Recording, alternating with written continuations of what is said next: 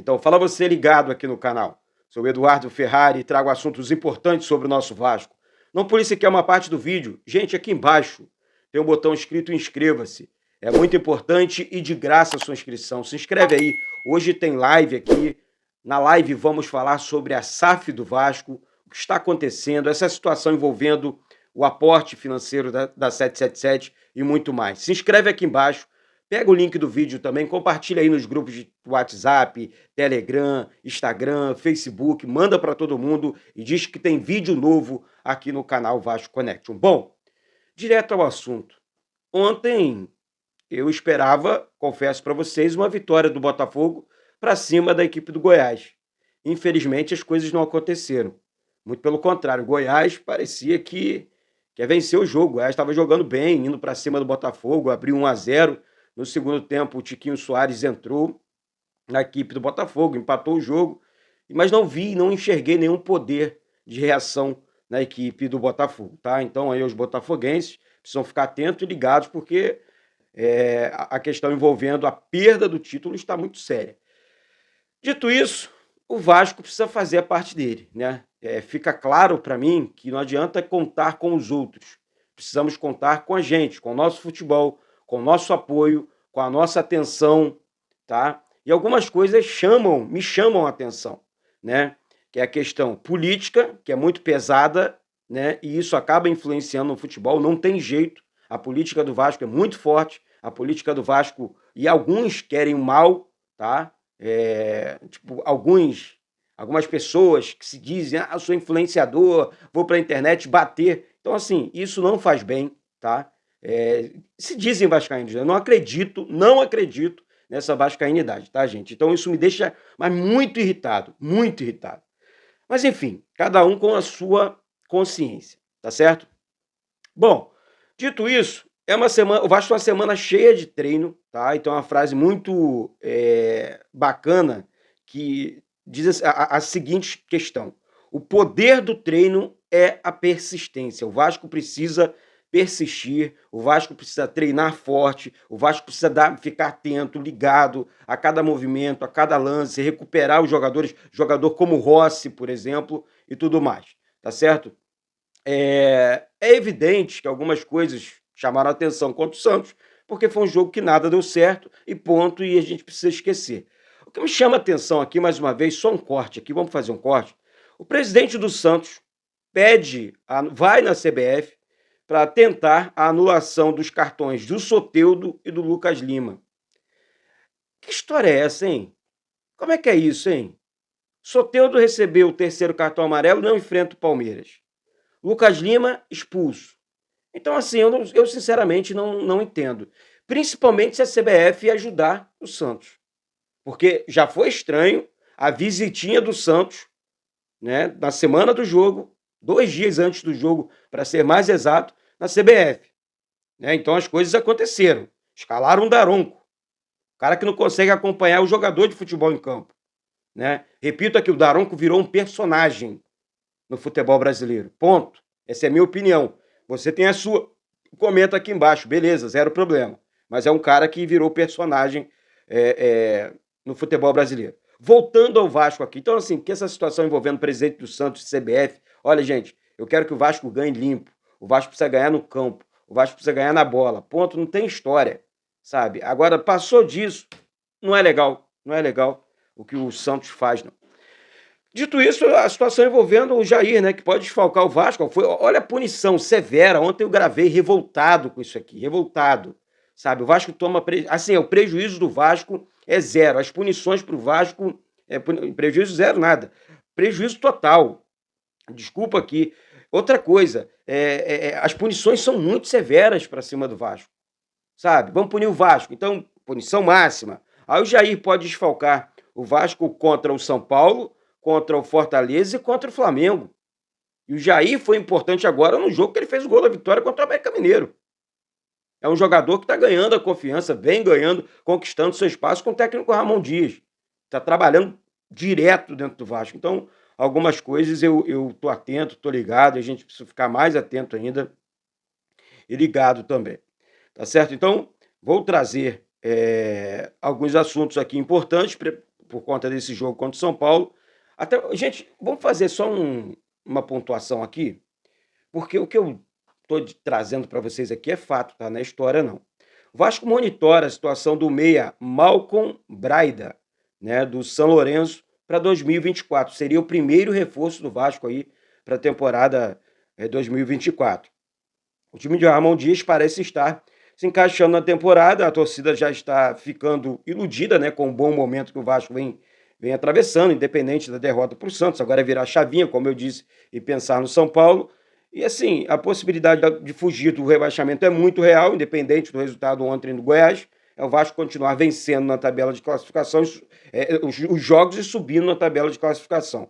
Né? E Libertadores ou pré-Libertadores realmente eu acho muito difícil. Agora, dá para brigar para uma Sul-Americana, uma competição internacional, já monitorando alguns reforços aqui. E eu acho que o planejamento, Eduardo, tem que focar. Não, o foco é no futebol. Mas tem que prestar muita atenção no planejamento, tá? As equipes grandes, gigantes, como é o Vasco, têm que pensar assim. Elas pensam assim, para ser mais exato ainda. Tá? Então, o Vasco monitora alguns jogadores, não só o Malcolm, né, Braida. Achei bom assistir lances dele aqui, como não assisti um jogo inteiro. Eu gosto de assistir jogos do. Agora eu vou acompanhar mais ainda o futebol dele no São Lourenço. Agora, é um jogador muito habilidoso, com chegada, e é um pedido do técnico Ramon Dias. Tá? Então, esse é um assunto importante que vale a pena. Isso aqui é planejamento. Isso é planejamento. É sobre isso que eu falo. Vamos lá, o próximo adversário. Vamos falar sobre o São Paulo aqui. Venceu 3 jogos nos últimos jogos, né? Venceu apenas 3. Né? E assim, são 4 derrotas, 3 vitórias e um empate. Tem alguns desfalques, né? Como Calleri, Beraldo, enfim, e o Rafinha. Então, desfalques importantes, né? Independente se vem ou não com time alternativo, mas tem boas peças de reposição também e um grande treinador na beira do campo, que é o técnico Dorival Júnior. Assim, reposições assim, como Alexandre Pato, como James Rodrigues, entre outros jogadores que a equipe de São Paulo tem também no seu banco de reservas, e o Vasco precisa ficar muito atento nesse jogo. O Vasco precisa ficar muito ligado nesse jogo. O Vasco tem que pezinho no chão, foco. Isso eu tenho certeza que o Ramon Dias, o Emiliano Dias, a comissão técnica, o time do Vasco é assim, sabe? Essa semana intensa de treinamento, vamos ver se o Vasco vai abrir alguma coisa pra gente, janela de imprensa, pra gente debater isso aqui e tudo mais. Então, assim, gente, eu tô realmente muito esperançoso. Eu acho que o Vasco vai conseguir sair dessa situação. Afinal de contas, são 4 jogos no Rio de Janeiro. Eduardo, mas são jogos difíceis, jogos complicados contra o São Paulo, contra o Fortaleza, contra o Flamengo. Gente, ó, vamos passo a passo, tá? Pensando jogo a jogo, eu tenho certeza que tudo vai dar certo. Deixa eu falar um pouquinho da 777 agora, antes de terminar o vídeo, que eu tô vendo muita gente falando muito, mas o Vasco tem uma segurança muito boa, tá? Com essa situação envolvendo o aporte de 120 milhões, que com promessa, né? A 777 prometeu que esse dinheiro entre até o dia 5 agora para o Vasco quitar, pagar as dívidas e tudo mais. Tá? Caso a 777 não faça esse aporte, o Vasco tem grana, claro, o Vasco tem patrocínio, o Vasco tem, enfim, essa montoeira de dinheiro. O Vasco hoje é um clube que não tem dívida, o RCE está em dia. As contas do Vasco, gente, tá tudo em dia. Tá? O aporte é para pagar os clubes, né? Que o Vasco comprou: Léo Jardim, Capasso, o Piton do Corinthians, Léo do São Paulo. O Vasco precisa pagar as parcelas a esses clubes. Existe a promessa de pagamento. O Lúcio Barbosa, que é o administrador do Vasco, eu tenho certeza, do futebol do Vasco, né? Ele vai conseguir contornar e resolver essa situação. E está muito estranha essa situação envolvendo os 120 milhões, mas isso vai acontecer. Caso não aconteça, o Vasco pode reaver, né, parte das ações da SAF, caso a 777 não cumpra aí na data, né, o acordo, né, do aporte aí. E assim, eu acho que o Vasco não vai ter problema com isso, eles vão pagar, até porque não vão correr o risco, porque assim, a falta de pagamento deles.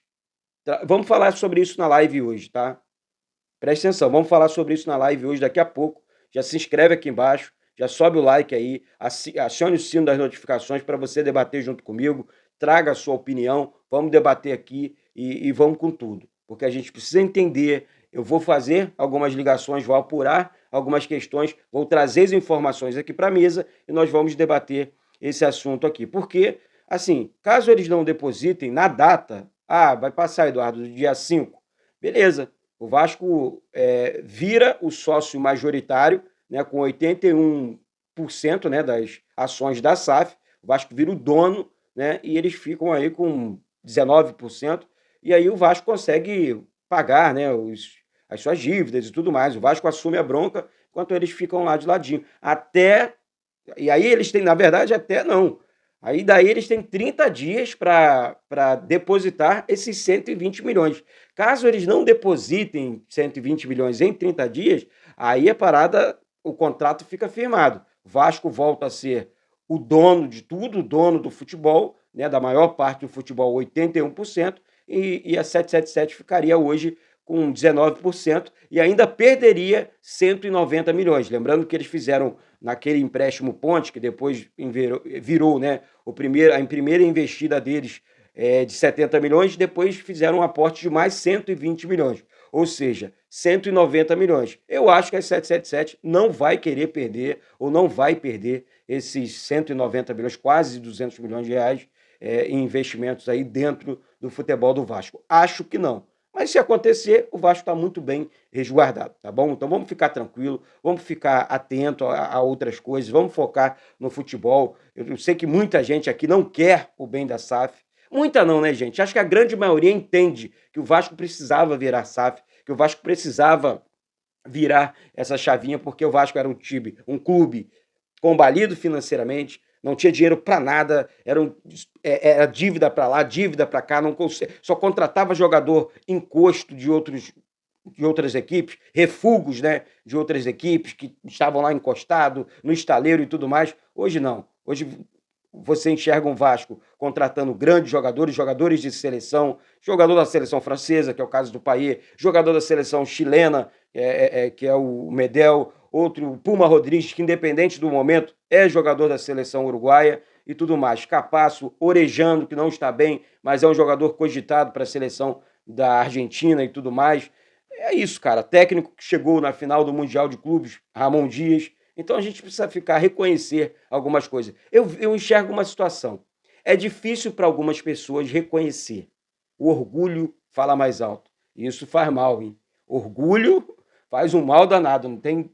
Então, uma coisa que eu não tenho é esse tal orgulho. Ah, não, porque eu sou o dono da razão. Ah, porque eu sei. Gente, isso não leva a nada. Se a coisa está dando certo, beleza, tranquilo e tudo mais, tá certo? Então, vamos falar sobre isso na live hoje. Melhor, tá certo? Então, vem comigo, se inscreve aqui embaixo, clica aí, chama todo mundo aqui para o canal Vasco Connection, porque isso aqui é muito, mas muito Vasco da Gama. Beijo no coração de todos vocês e saudações vascaínas.